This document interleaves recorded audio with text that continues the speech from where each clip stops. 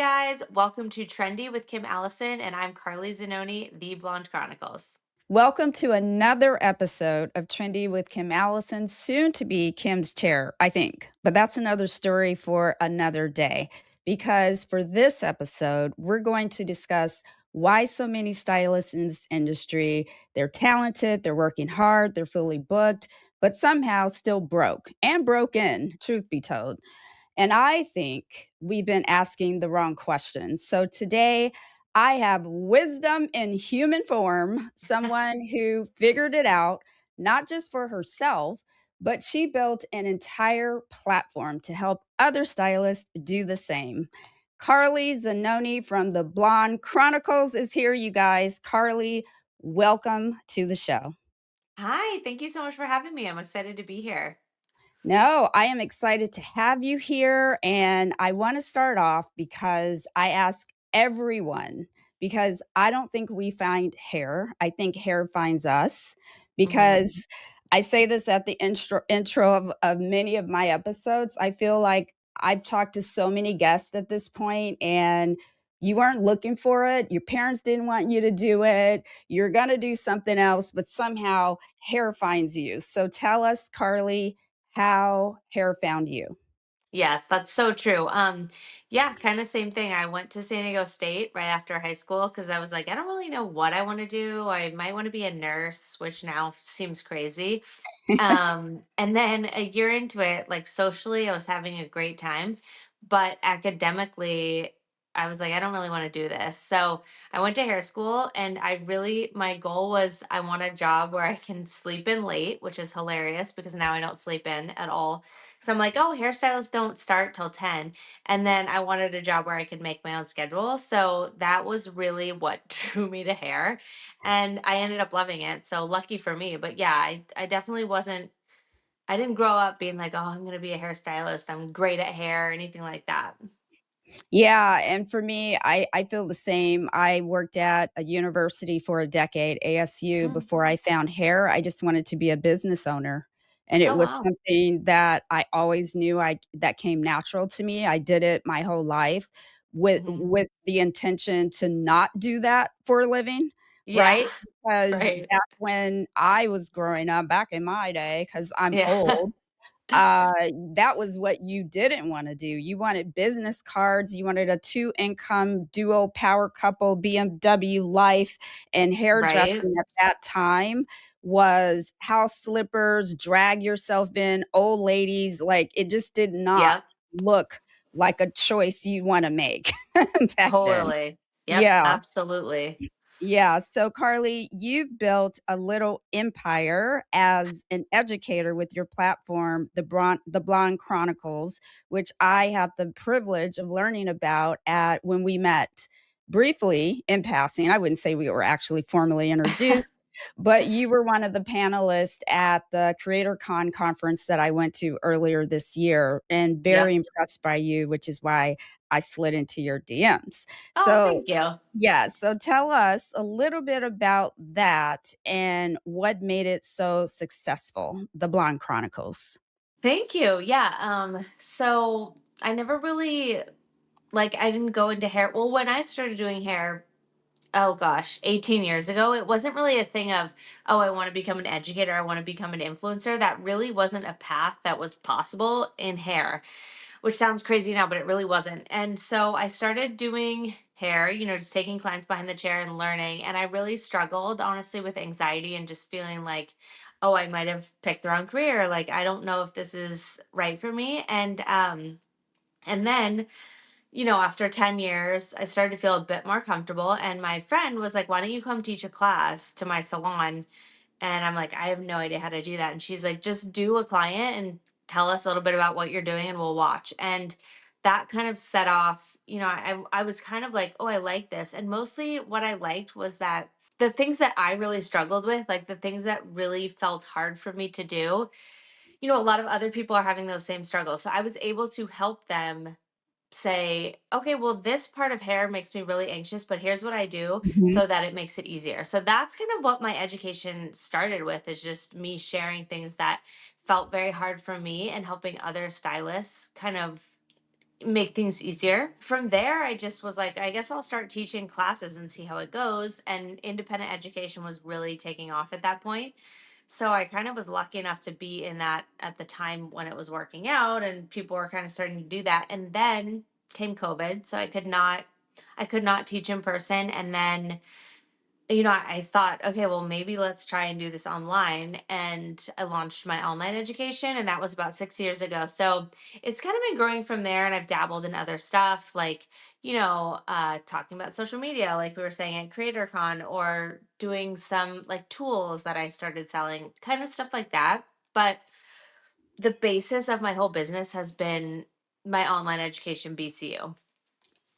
That's amazing, and what you've been able to create is, I just remember listening to your story, when you were on the panel and Hmm. how you started with just a ring light and your phone in your bathroom, cutting Yeah, hair, literally. the education piece of your platform, which we're gonna get into a little later, but that is incredible, and I Thank invited you. you on too when I reached out. We talked I gave you kind of what I wanted to talk about with you Yeah. because you have succeeded as a hairdresser to a seven-figure level, which is very hard to do in this profession. You really do Hmm. have to reinvent yourself, find the spark, if you will, and you Yeah. taking that class gave you the spark of being an educator. Now Yeah. that I did that once and it blew out, like, instantly. It just Yeah. dissipated. Like, "No, you're not Yeah. an educator, Kim." So, no. I get No that. for me.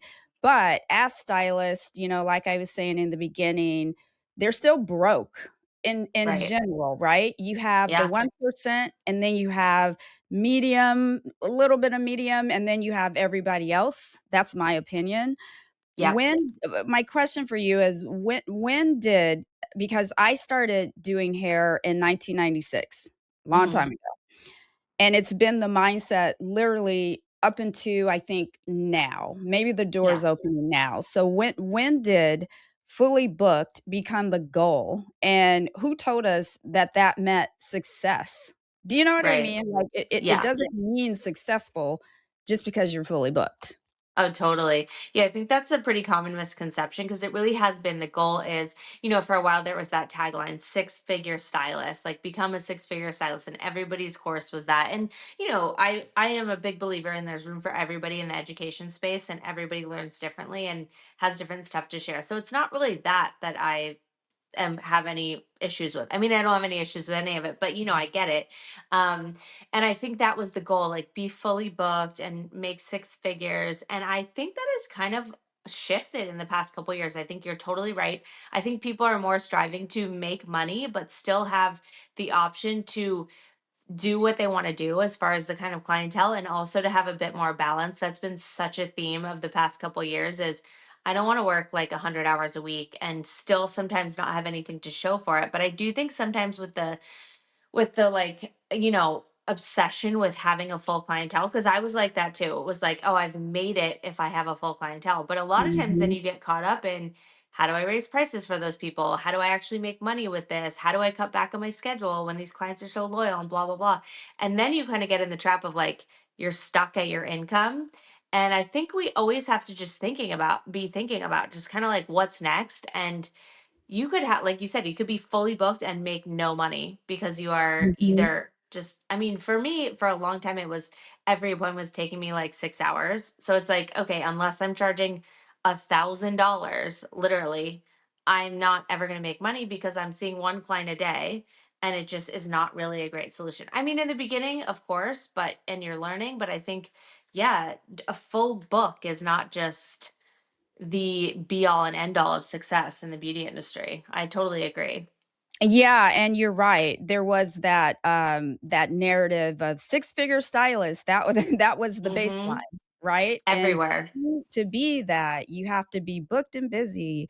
And you're right. The mindset is shifting, and there's still nuances with the new mindset, especially for the younger generation. It's like, well, don't Yeah. start there.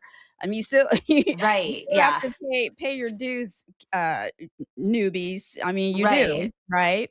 Right. And so with we have, as you said, we have more business education in this industry than we've ever had before, because Yeah. that's the other thing now. That's the new be a six-figure stylist, let me coach you Right. on how to be successful, right? Right.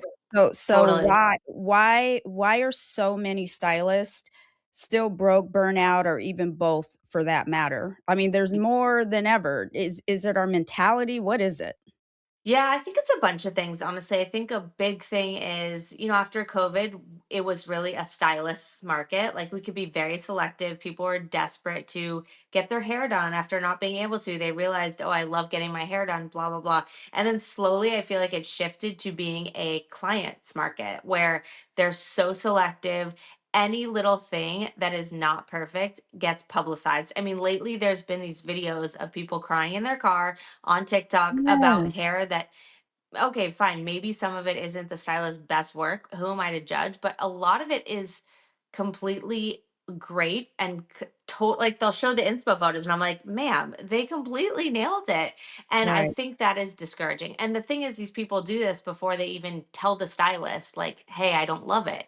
So that kind of stuff gets extremely exhausting, just constantly trying to keep up and please clients when obviously that's a huge part of the job. It's a customer service job, but I think there's a lot of fear of like, okay, what if this client doesn't like it? Is she going to go online and blast me? And it feels very defeating. So I feel like to your point about there being so much business education, that's great, but there's such an emotional piece to hair that is really beyond your business. And Mhm. you could learn all day how to open a bank account and a savings account and how to make profit and what is your profit and do extensions so you make more money. And that is a huge part of it. And I think sometimes we just, again, our mind slips back to, okay, full book and I'm set. But we really need to explore that. Like maybe we add in extensions if we're looking to work less and make more, or the emotional piece of it and like actually learning how to deal with the fact that you're not for everybody. I mean, that's something that took me so many years. And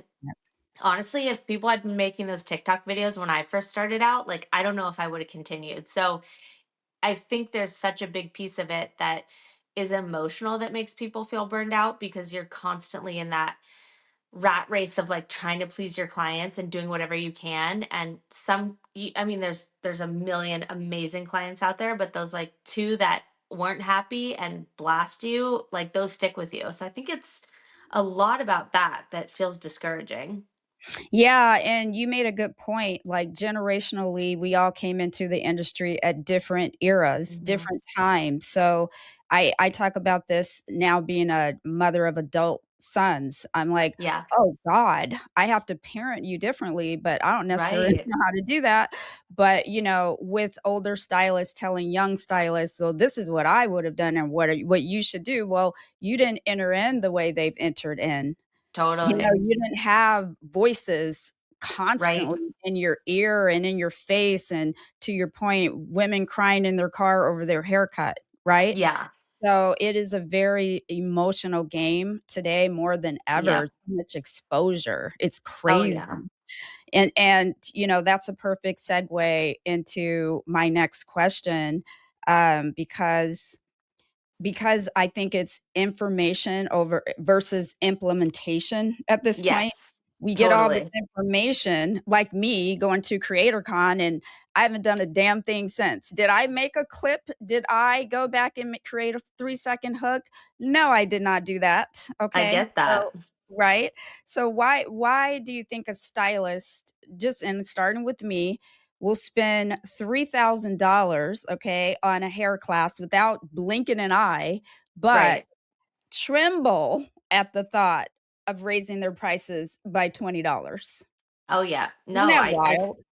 yeah, I think that is a classic situation. I think majority of hairstylists can agree. I get that. I do that same thing.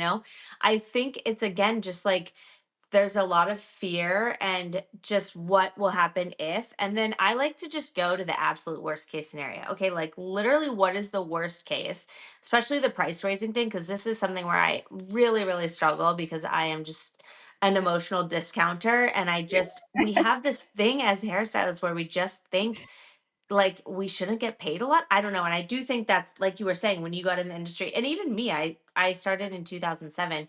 It was Mhm. not like people are getting into this to make $1 million by any means. So I think it's this mentality that a lot of us still have, but it's like there's so much money to be made in this industry. But I do think, as far as your thing with information versus implementation, I think that's classic because people are taking a step like that is scary. Mhm. Even Mhm. the price Mhm. thing, I was saying, okay, what's the worst case? Literally all my clients leave me. They all leave me and they send me terrible things. I mean, is that likely? No, but okay, literally worst case scenario. And what would Yes. I do? Same with posting on social media. That is like a classic story of, you get excited about it and you're like, this could change my life, whatever. And then just doing it is really hard. But I think with everything in life, unpredictability is scary, and you haven't done those things if you haven't raised your prices in a while, or you don't know people's reactions, you haven't posted on social media, like how's it going to go, is nobody going to say anything, is it going to be horrible, people are going to be mean, probably yes, all of those things honestly at some point. But I do think it's just stepping outside of yourself, and this is so much easier said than done. I mean, once you get in a routine Mhm. with anything and it's a bit more predictable, I think it becomes a lot easier. But putting yourself in that uncomfortable position to start with is really hard. So I get that. For people it's uh, just one of those things, the power that it has to raise your prices or to start posting on social media or to whatever, the good that comes out of that is so much greater than the potential little bit of bad stuff. So I don't know. I have to kind of like give myself a pep talk and say, okay, well, whatever. People might hate me and be mad, but I'm doing it anyway. But it's way easier said than done for sure. Oh, 100%. And what since you've succeeded at it already, what's one first step that you Yeah. would tell someone who is still that fearful, you know, that fearful to put themselves out there, fearful to get criticized on a post or a Mhm. haircut? Yeah. Oh my gosh. Well, first of all, is to realize it will happen. I mean, at some point, the math just, it just makes sense. Like, there's going to be a majority of people who don't like care for what you're doing or who are critical, which is so pathetic, but it exists. I mean, it is cliche, but I feel, well, actually, one of the easiest things now, if you're on social media, like Instagram, for instance, they have draft reels, or not draft, Trials. trials, thank you.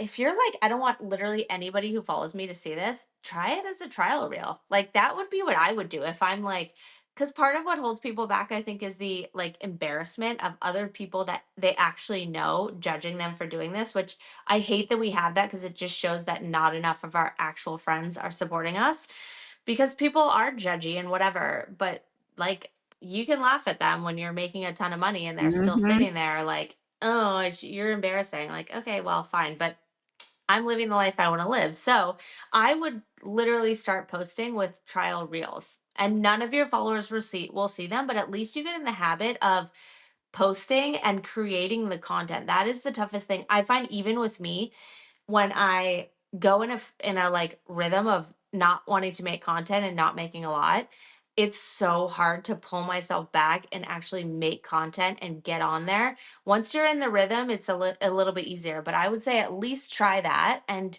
so you kind of get in the routine of just posting and figuring out how to edit videos, because it's one of those things like everything else.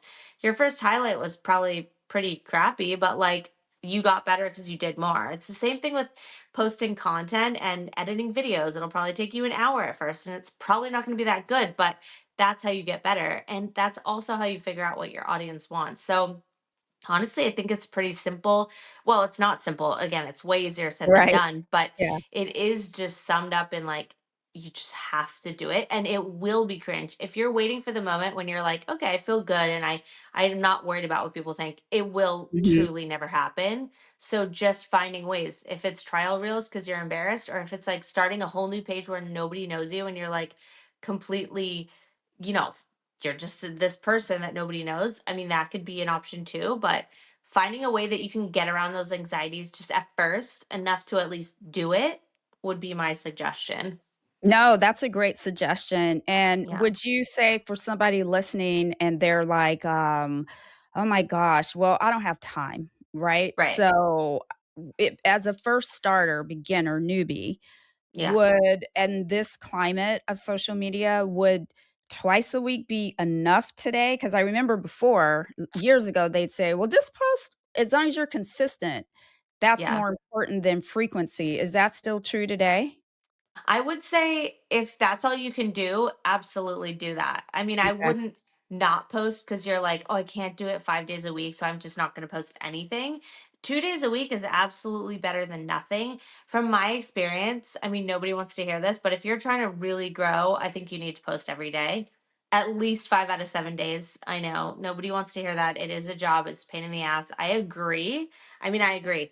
But I do think if you're looking for actual growth, posting more is better. I don't know that necessarily, cuz right, it used to be this thing of volume on social media is completely rewarded. I do think on TikTok that is still 100% true. If you post like, I mean, it's crazy, but if you can post multiple times a day, I think your TikTok growth will be big. Instagram, I don't think they necessarily value as much volume overall unless you are like a brand new account and you're trying to get out there. Again, it's just math. Like the more you post, the more opportunities you have for people to see your content. I think at a certain point, once you've like reached a level of you have enough viewers and people, your content is kind of like proven itself, it's not as important. But I mean, if I were trying to grow, I would post a lot. The other thing is, it's a lot easier to keep posting and keep going when you see growth. So I would sure. say if you can, just try posting a lot because what defeats people is they post once or twice a week for like 6 weeks and they're like, Nobody's following me, I'm done."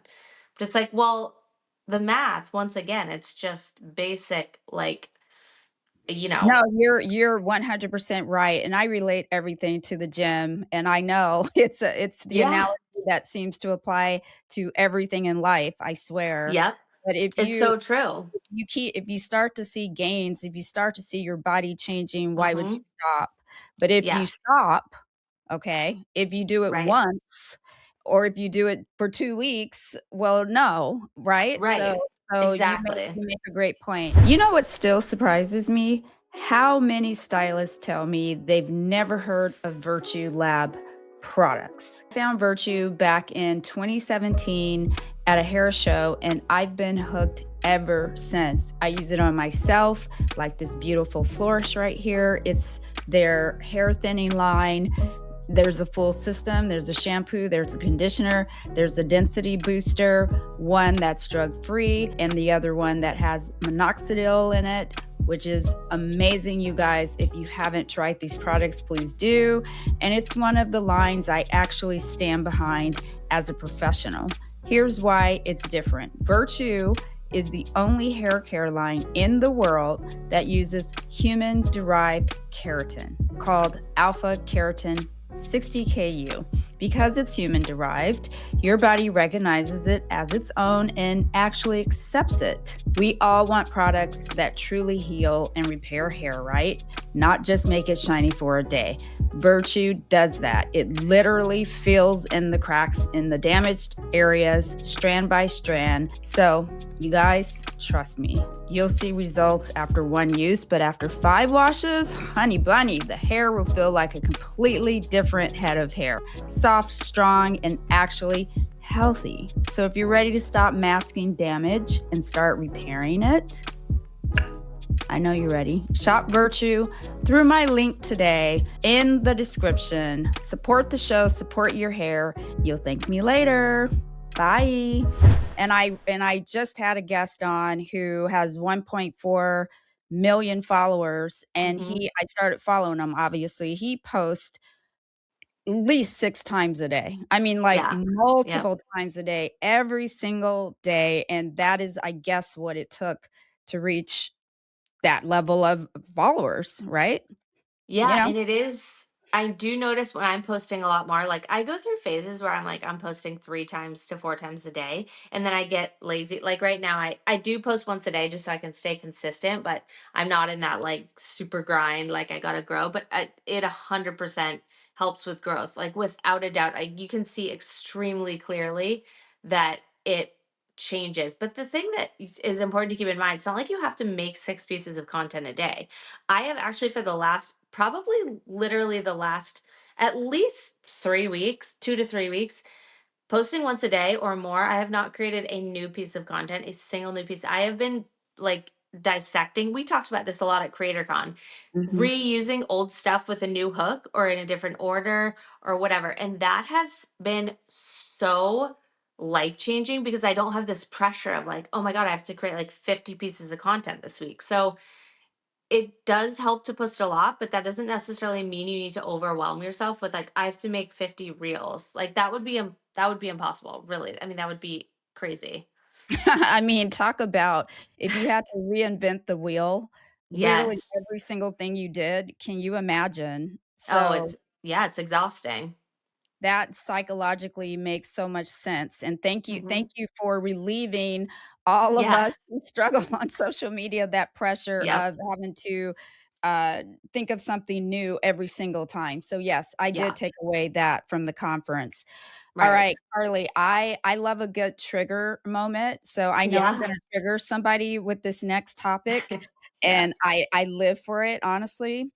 'Cause I know we talked about clients now kind of, they have full control in a way of our Yep. industry, or they've taken some of that from us. Stylists clapping back at each other, all the things are going on that Yeah. nasty platform that we all thirst to be on. I know. But I know I'm gonna trigger a stylist, but do you think some stylists hate on successful hairdressers online, but deep down, they want exactly what that person has and wanna do exactly what that person is doing? Oh, 100%. Right. I think that a lot of yeah, well, 1,000%. I think that's with everything, right? I mean, it's like that phrase of your hater, like none of your haters are doing better than you. You know, it's really Mhm, true. I mean, I do think especially in the hair industry, again, there's this idea that like putting yourself out there is very cringe and people are afraid to because of mhm. judgment from other people, which is totally valid. But I do think that a lot of times the people being critical want to put themselves out there, but then they're justifying not doing it because they're like, oh, that person's cringe. But they're probably a little bit envious that the person has taken the leap to actually put themselves out there. And I really hate that. And this is just rampant in the beauty industry. I'm like, what other industry just tears each other down like this? I Yeah. think it's so insane and I hate it, but that's always going to exist. But 100%, I think that is a thing. And I think it's never gonna go away. You know, I think that's gonna be true of for the end of till the end of time. But 1,000%, and I think probably a lot of that comes from like, well, I want that, but like, I don't really know how to get over the fear, so I'm just gonna talk shit behind a Yep. computer, which I think is so lame, but it's one of You those know what? things. You know what? And cringe, but you're giving them the view because you keep watching. That's number Right. 1. 2, So I wanna true. circle back and answer your question when you said, "What other industry tears each other down like we do?" Right. Well, I'll tell you, when I look at the nucleus of our industry and kind of our stereotype of Right. being gossipy and Right. catty and, you know, you're gossiping with your clients, you're gossiping with your fellow coworkers, you Yep. know, it's always been a them against us kind of situation, and that Right. kind of created the environment that we work in. So, Right. whether we say it out loud or keep it inside, a lot of us think that way. I'm not gonna say us, meaning me, because I try to stay on the positive side, and I do love a Right. little light shade, I'm not gonna lie. Yeah. I think Right. it's very healthy for the soul, honestly, Yeah. Right. because I'm not a robot, you know, I am Right. still allowed to feel, I'm allowed to react, and I did react with the, Hair by Chrissy stuff, but not in a negative way. Right. My full takeaway, and I swore I'd never say that name ever again on my podcast, and here I Right. am, I digress, I but get it. it was more, you know, just give them a luxury experience to match the price. Right. For Charge sure. charge the price, though. I mean, by Right. all means, you know, so Absolutely. that's kinda where I landed with that. Okay, so I want to, close this conversation, get toward closing with something controversial Oh, because we're love it. talking about all the things that are happening online, and I wanna pull up a little, Because I love Threads. It's Yeah, my new place to go just to talk, where I don't I wanna love see, that. I don't wanna watch, I just wanna talk in my head, Yeah, right? totally. So somebody posted this morning, and I am here for it. She said, "It's time to make cosmetology a closed practice. There's no reason to continue to share the ins and outs of our industry with the general public. That is only backfire. Most of us have invested a lot of money, time, and energy into the industry, and it's time for us to protect it." Now, that's a loaded question. That's a loaded Right. comment. So, Yeah. it's not like every single word is, I'm throwing my hat in that ring, Right. but I do think, I guess my what I want to talk to you about, because you do education Hmm. courses, and Right. you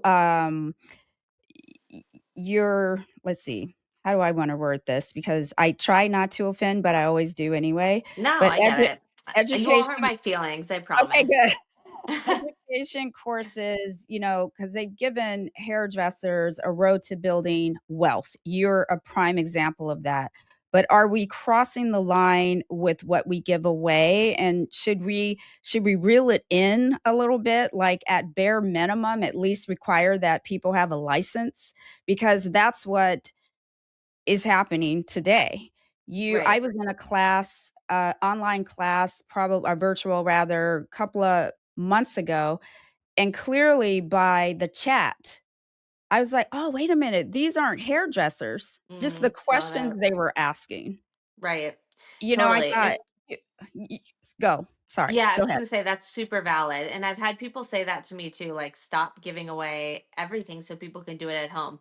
And that is super valid and I totally get it. My thought on that is, but then how are the hairstylists gonna like get these little tips, and how are they gonna, because the reality is a lot of people don't want to invest in or don't want to take the time to watch like a paid course, which obviously people that aren't licensed can do that as well. But as far as like little tidbits on social media, my thought is kind of like, well, that stuff helps me so much and I would be honestly a less good and that's terrible, I don't know how to say that well, I would be not as good of a hairstylist if I didn't have these little tips, because I always say what makes a great hairstylist is not one class or one placement or one person that's Mhm. going to change your life. It's all the little things you pick up along the way.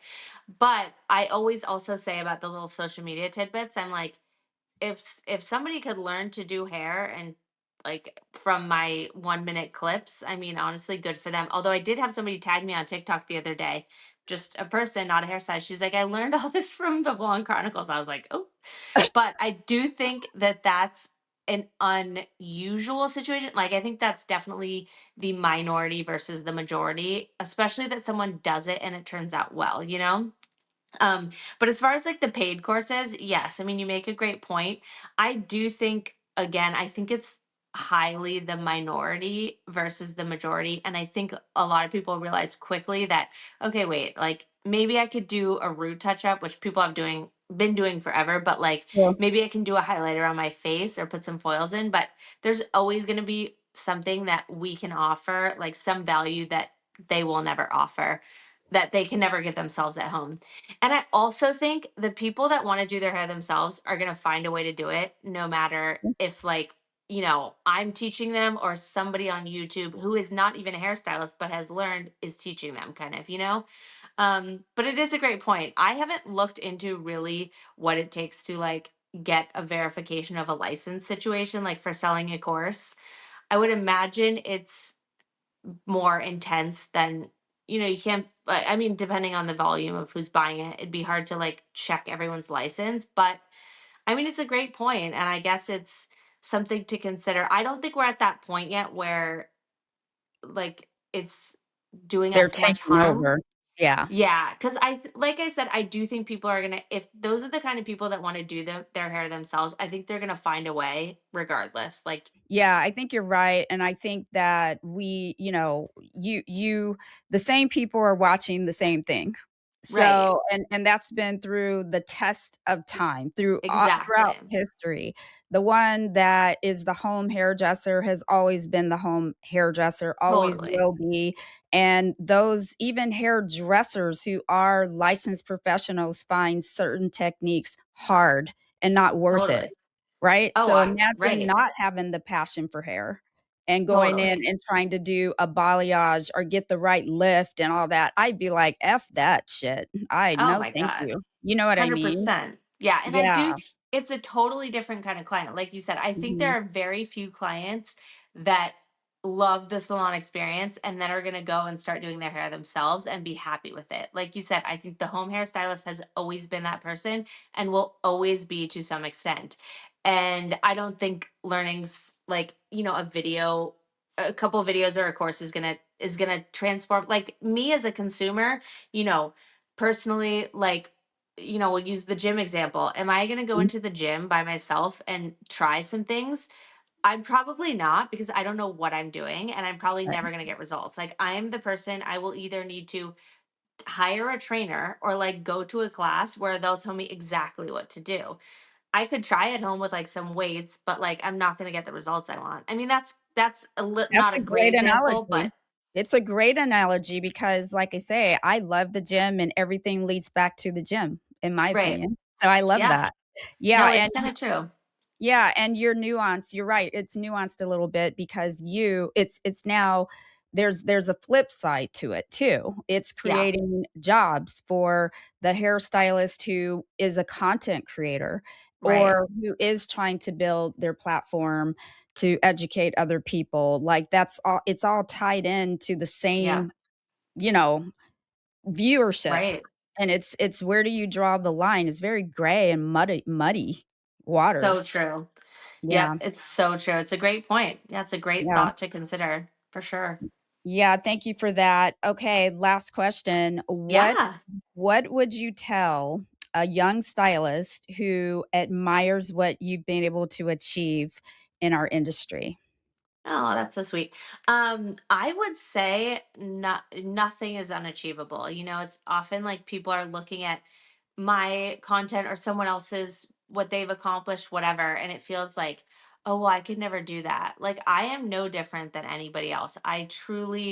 I'm not just saying this to fish for compliments. I think I am highly mediocre at doing hair. Like, I am okay, but I think what I've honed in on is a skill to break down what feels really confusing to me, and to relate to people like hair is really hard, but if we break it down like this, it's actually not that scary. So I think everything is a learned skill, and not to discount yourself when you're like, ooh, posting content feels cringe, or ooh, like, I could never, it's any skill. I could never do a shag haircut. Like anything else, you practice the skill, you get better. I don't think I was good at breaking down hair color, 6 years ago when I tried to do it the first time. I think I got better at it. And I think, all you need is to set your goals and set them high and do one little step at a time. You don't have to like you don't have to have your whole website designed, your whole everything designed before you start. In fact, I think you'll never start if that's the case. Like I said, I've started my business in my kitchen with an iPhone and a ring light and doll heads. It was very basic. It was actually pretty crappy, but do what you can and just start with those tiny steps, and don't put too much pressure on yourself. Like, you do not have to have everything figured out when you start. Just start and it will kind of figure itself out. That's the mentality I like to try and focus on. No, that's perfect. And, posting, it's not for the faint of heart. It just Right. isn't. And I know because I do follow you on the socials and you get some hate. Oh And yeah. you gotta have a little thick skin too. I don't think people talk about the mental health piece of content creation enough. Yep. In that it's just like if you're a reality TV star, like I watch a show called Vanderpump Rules before it got Oh canceled, yeah. Yeah. and, did you watch it? Oh yeah, huge Okay, Vanderpump so do you fan. remember Raquel, Rochelle, Rachel, Oh whatever her name yeah. was? it's like you were not built to be a reality star because if you Oh go yeah. into, "I have mental health issues, I have to check myself in," Yeah. you should never have signed up to be on TV. So Yep. it takes Yep. a certain type of person as well who can overlook all of that Yeah. because some of your boldness and what gets those comments that you receive is you putting Right. yourself out there, and not everybody has that. Yeah. Yeah, and I just like I block people that are assholes, honestly. I'm like, goodbye. But I think there's a lot to be said for, right, you're so right, as far as not letting it get to you. But I am also super sensitive, but at some point I just started being like, okay, again, it's like just the math of it. Some people are not going to like you, especially when you get like more followers. They're just people are going to be rude. But yeah, it's like I'm like, I'm blocking you. Bye. I don't even push back to them most of the time because now at this point, it brings me peace to just block people that are mean. So there's that option too, just instantly You bye. know what? And keep it moving because you wouldn't keep a Yeah, friend in your life or keep taking a phone call from somebody that makes you feel like shit, so why do that? exactly. 100%. Alrighty, Carly, nobody gets out of here without my game, so we're gonna play a little game on our way Okay, out, and for cool. you, because I knew we had some time constraints, I have so many games, it's ridiculous, but I'm gonna I do love just it. like a rapid fire for you, okay? So are Cool. you Let's do ready? it. Yep. Alright. I call it the 60-second blowout. Yes, Okay. corny. I am the corn ball of cornballs. I love Alright. it. So I'm gonna set a 60-second timer, and then we are going to go. Cool. Right. Boundaries or hustle? Which got you there? Hustle. DMs or emails? DMs. Behind the chair or on stage? On stage. Post it or delete it? Post it. Always. One big launch or steady income every month? Steady income every month. Say it to their face or let it go? Let it go. Solo trip or girls trip? Ooh, solo trip. Build the team or stay solo? Build the team. Spend on the experience or invest the money? Experience. Cry in the car or vent to your best friend? A little both, but vent to my best friend. Teach everything you know or protect your secret sauce? Teach everything you know. Hard conversation now or avoid it forever? Hard conversation now. You did it. Oh my gosh. Yes. You I answered love those quick that. too. That, Now, that I was have great. I have the 60-second blowout, but I always like to know the answers to the rest of my questions, so just a few Yeah. more. All right. Okay. Repost the hate comment or block and move on? We already know the answer. Block and move on. Overnight success story or 10 years in the trenches for you? Ooh, 10 years in the trenches. The client who loves you or the client who pays you? Loves you. More followers or more revenue? More revenue. Post every day or disappear for a week? Post every day. Text your feelings or say them out loud? Text. One signature service or a full menu? Which one? One signature service. And lastly, the hardest thing you ever quit, was it a good decision or biggest regret? Good decision for sure. Yay! And what was that hard thing? Do you mind sharing with us? No, I would say, well, one of the biggest things would be I don't take clients behind the chair anymore. I take models and I film for my content, but I gave that up to focus on education. And it was a huge, well, I don't know, I miss it, but I wouldn't say it was a regret at all because I was in that position of I could I could stay here and I love doing hair and I'm very comfortable and I have a great clientele, or I could take this leap and potentially it's a lot more scalable. So make a lot more money and kind of try this out. And I did take the leap and it worked out great.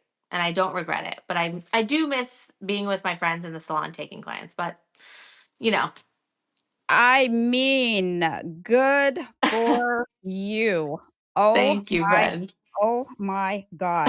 Love you for all of who you are. Thank you so much for all that you do for the industry, and I am so proud of you and all of your Oh, success. thank you. Thank you for coming on the show, and tell everybody where they can find you, Carly. Yeah, so I all my stuff is linked in my bio and Instagram, and I am at the.blonde.chronicles on Instagram, TikTok, everything. So yeah, come hang and send me a DM or whatever, but you can find me there. Love it. And you guys, if you're watching and listening, thank you so much. Go to YouTube at trendy_Kim Allison and subscribe, hit the notification bell, please. Appreciate it. Podcast, wherever you listen, please give me a review. That really helps me grow the show. KimAllison.net for everything else. Okay. Thanks, Carly. Thank You guys. you. Bye. Bye.